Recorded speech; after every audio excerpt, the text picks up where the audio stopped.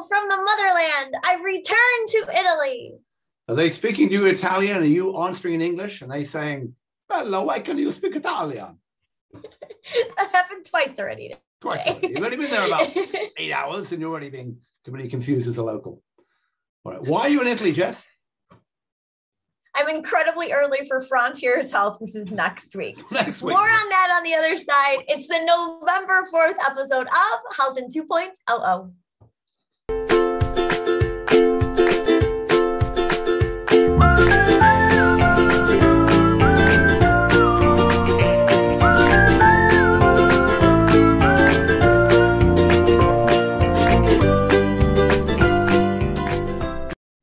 Yes, Matthew, I've decided to come early because I've never been to Milan. I've been in a lot of places in Italy, but never Milan. So I'm sneaking in a weekend, and then Frontiers is next week.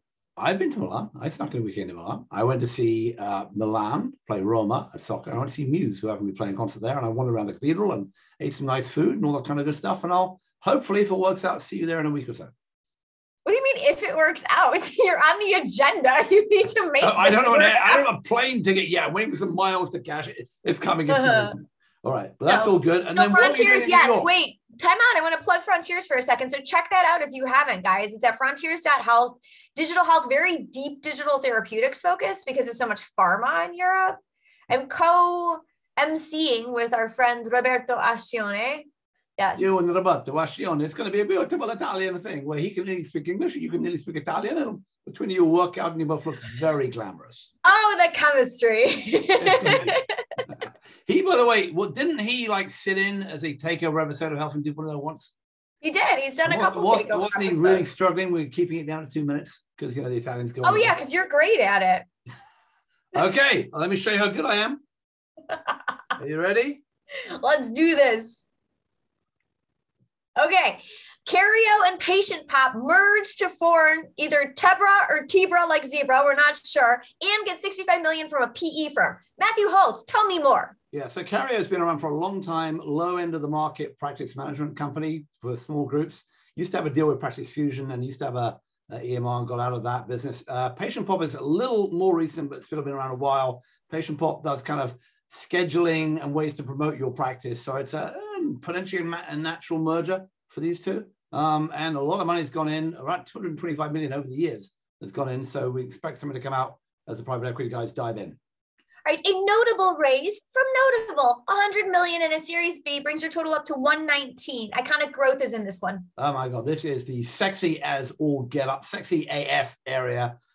Basically the Olive's in and Aktiia is in, and this is back office scheduling AI, and there used to be an LLP in the exam room company. They dumped all that, and now that's like, I saw this at HIMSS, you can do stuff which will get you scheduling, claims, whatever, all AI done.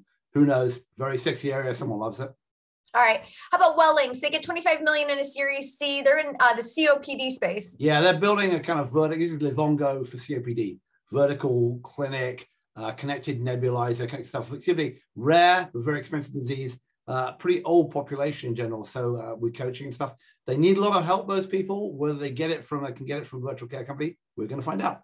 All right. How about constant blood pressure monitoring company Aktiia from Switzerland? They're Swiss. They get 17.5 million, brings your total up to 28.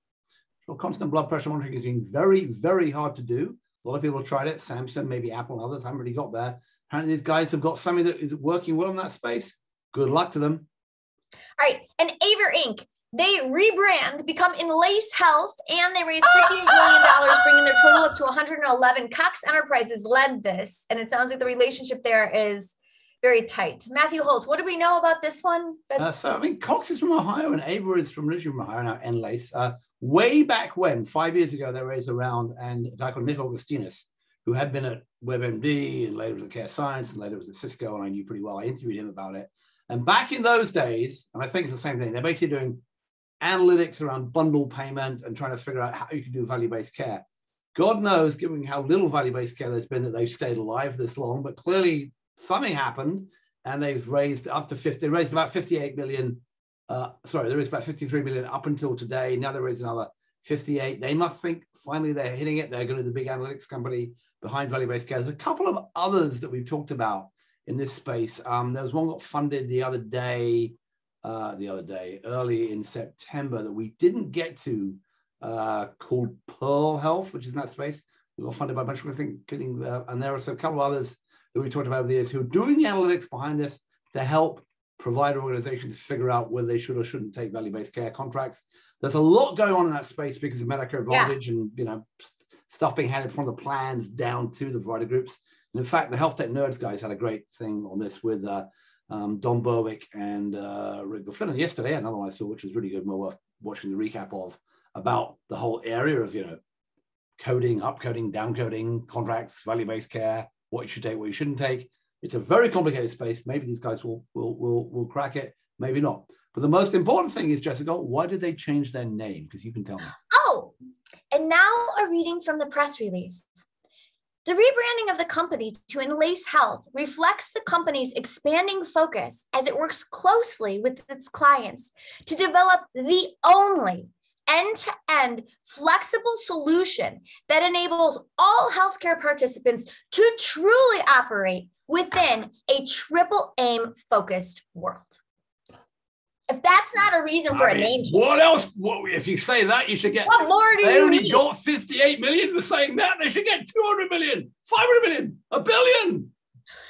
A triple aim focused world. That is the greatest sentence in any press release since press releases began. I'm starting a list. Well, we often read from the press releases because sometimes somebody in marketing gets a little bit carried away. Somebody finished that sentence and then was like, "Yes, go." No, we have to acknowledge it. Somebody finished typing that and was like, "Yes, nailed it." Patted themselves on the back and then hit send. Well, and it's our job to pull that out. What the are they talking about? Oh, well. Shouldn't tease them. I'm sure it's a great company, but sometimes people in PR. Well, you read a lot of press releases, and sometimes the sizzle is a little bit more sizzly than the steak requires. Oh, well. So now we've got the only company that's ready to help healthcare organizations do the AAA. Are we done? It's the only one. Are we done with the rest of our work ever? Can we retire now?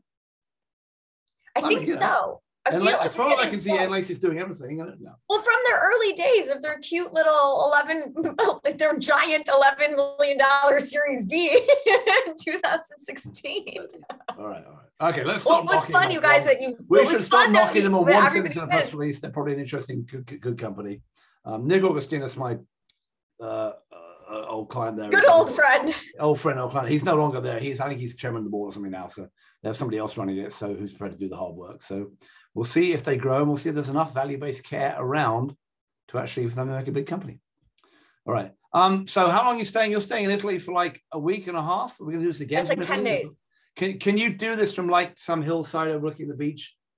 Yes. Drinking like a Aperol spritz. Yes. All right. Fantastic. We'll do that. I'm on it. Okay. Excellent. That's the kind of man on the street stuff that I like. Forget standing there in a conference center and hymns. Just send me to Italy on a hillside. I'll do this all day long. All right. So we'll look forward to that. Get us out of here then. Great. I will. To follow my Italian exploits, head on over to @JessDamassa on Twitter, or to find out whether or not Matthew Holt will get those miles credited to his account so he can buy a flight and joining me. Oh, the suspense.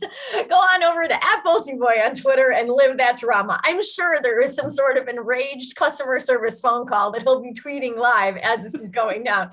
Stay tuned for that, folks. And then when that tweet stream turns into a ranty blog post, it will be included on the healthcareblog.com. And to make sure you don't miss it, sign up for the email newsletter over there. You'll get that rant plus all the other great content from the blog delivered directly into your inbox every week. Ta-da! Have fun in Milan. Oh my God, without a doubt. Arrivederci. Arrivederci.